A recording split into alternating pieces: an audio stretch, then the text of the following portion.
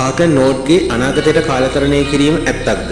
2006 අගෝස්තු 30 වන දින හාකන් තම නිවසේ මුළුතැන්ගේ බේසමයට තිබූ ජලකාන්දුවක් පිළිසකර කිරීමට ගියේය. ඔහු බේසමයට ඇති කුහරය තුළට බඩගාගෙන යන විට එය දිගු උමගක් බවට පත් වී අවසානයේදී අනාගතයට එනම් 2042 වසරට පැමිණි බව ඔහු කියා සිටියේය. 2042 ඔහුට තම මහලු ස්වරූපයේ එනම් 72 හැවිරිදි හාකන් හමු විය. මහලු හාකන් තමාගේ තරුණ ස්වරූපයේ හමුවීම ගැන පුදුම නොවූ බව තමන් දෙදෙනාට පමණක් දැනගත හැකි පෞද්ගලික දේවල් කතා කළ බවත් ඔහු පැවසීය. සාක්ෂි හාකන් ජංගම දුරකථනයේ වීඩියෝවක් පටිගත කළේ එහි තරුණ හාකන් සහ මාළු හාකන් එකට සිටින ආකාරය ඔවුන් දෙදෙනාගේම දකුණු අතෙහිදී එකම පච්චය සංසන්දනය කර පෙන්වනු ලැබීය. මෙම වීඩියෝ අන්තර්ජාලයේ අතිශයින් ජනප්‍රිය විය.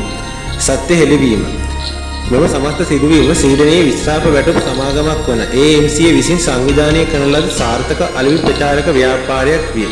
කතාවේ අරමුණ වූයේ මිනිසුන්ගේ අවධානය දිනා ගැනීමෙන් පසුව ඔවුන්ගේ විශ්‍රාප වැටුප් සැලසුම් ගැන සැලකිලිමත් වීමට උනන්දු කිරීමයි.